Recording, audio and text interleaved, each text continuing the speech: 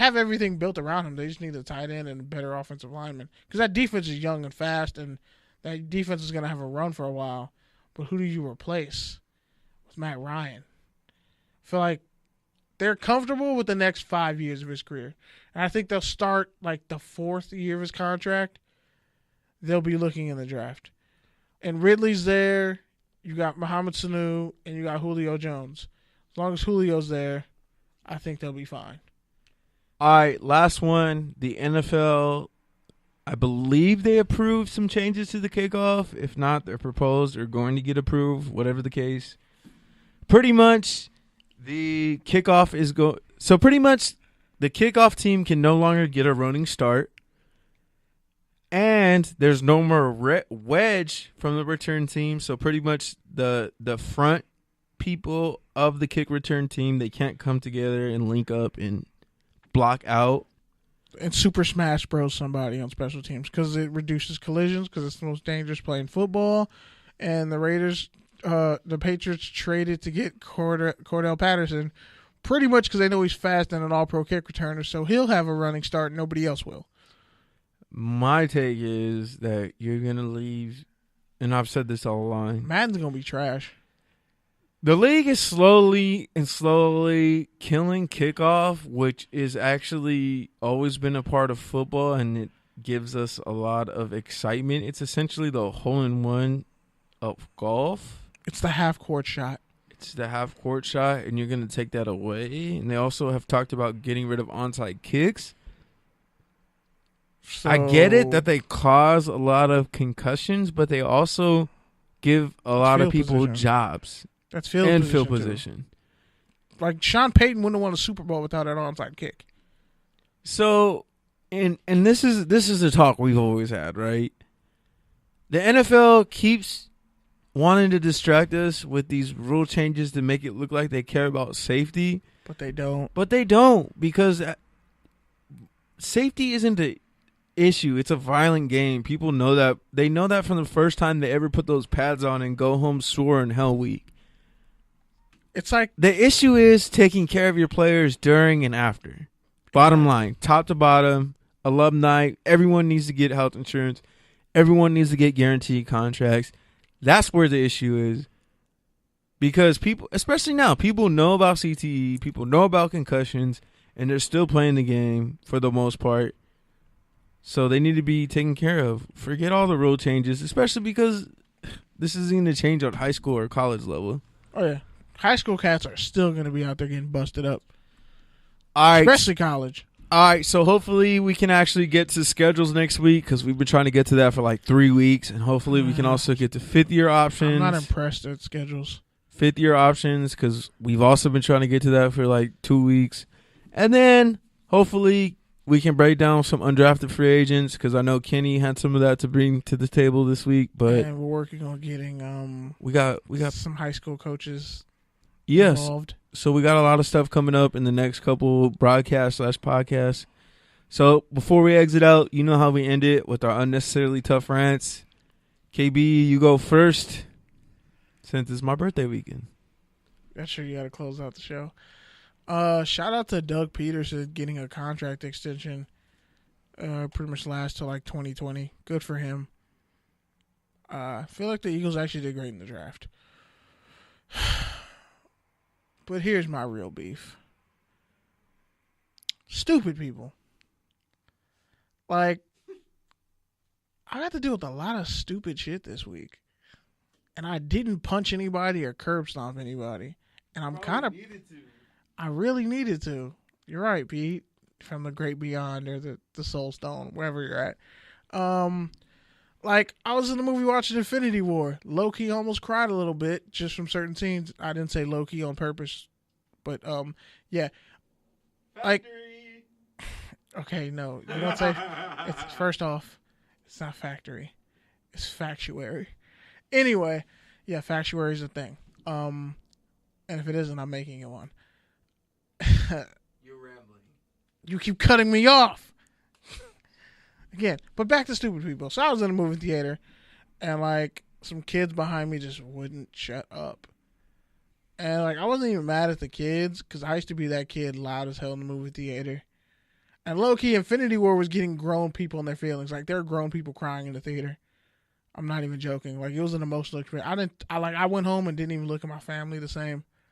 I didn't even want to go to sleep. I'm not going to ruin the movie for y'all. But, like, trust no one. It'd be your own kinfolk who look like your skinfolk.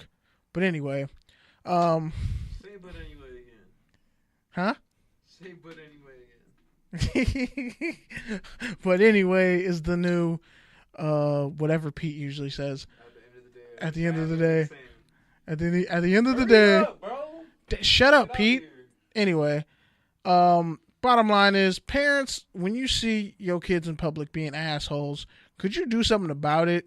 Because if I smack the shit out of your kid, just know, if I'm willing to smack your kid, because honestly, your kid needed to get smacked, and I'm doing it from a place of caring, I'll beat your ass, straight up. Like, because you know better.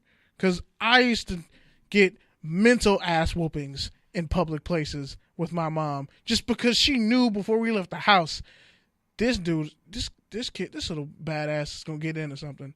So stupid people out there, especially stupid people who have kids, I'm going to need you to be a little bit smarter, because they're the next generation, and it's bad enough that, like, you are selling them up the river with your stupidity. Stop being stupid, because one day I might smack the shit out of you and your kid in the movie theater for talking too much and spilling popcorn and getting soda all over the place. And I worked in a movie theater, so yes, it offends me on multiple levels. And I'm done. Yeah, man. So much less aggressive vibes on this side of the room. My mic is hot. This past weekend was my birthday. This was actually the first birthday where I didn't black out or get drunk, probably in, let's say, 6 to 7 years. And usually I kind of get really excited about my birthday and use it as a holiday to get all my friends together and really just celebrate together. But this year, for various reasons, just different things I've been going through, both financially and with my family and emotionally and just being all over the place, I really just wanted to take some time to drive and to think and to meditate. And so I found a way to get out the city for a little bit, for a day. And it honestly, it was great. It was great for a day. But then when you come back and you're still in the same stuff, you just realize that your birthday is great, but nothing really changes until you change. And so even if your age on a survey changed and went up one number, you don't really change unless you take the time to actually change your actions and change the way that you think and really make conscious decisions with how you move. And so pretty much for me,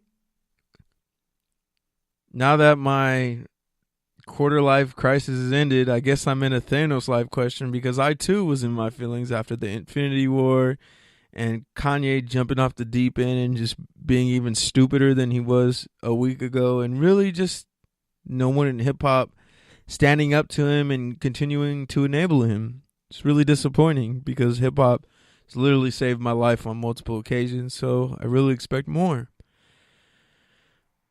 I guess my biggest takeaway from the week, man, is that you just have to do the best that you can for yourself and appreciate the opportunities that you have to both experience life professionally, emotionally, financially, and sometimes you need to just go enjoy Infinity Wars and go to the movies for the first time by yourself on your birthday, or go for a little drive, or go to a conference and meet a bunch of journalists and build your network and work your day job like I did. And you know what? That's not so bad. But yeah, that's pretty much all I got. Touchdowns and Tangents Radio. You can catch us on the Good News Radio app live at 8:30 on Thursdays. After that, we're live across your favorite podcast channels. Pretty much Anywhere there's a fight going on in a barbershop, we probably instigated it. Yeah, so Podbean, Stitcher, Radio Public, Auto Radio, soon to be Spotify, Sonos, and even now Blog Talk Radio, because we're also being syndicated on Full Press Coverage Radio. So shout out to them.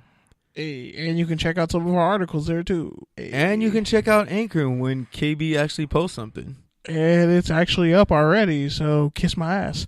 Yeah, that's usually where our pre-show is, so you can check that out. And whatever else we didn't talk about throughout the show. It was kind of dark. I'm not gonna lie. I was in a pretty bad from mood. you now. I was in a pretty bad mood. I was in a pretty bad mood from the before the show started. Never. I'm like a beacon of happiness and sunshine. You really are. But yeah, catch us next week. Hopefully, we'll get to schedule undrafted free agents and everything else. Yeah, more slanderous talk to come, and some fun facts.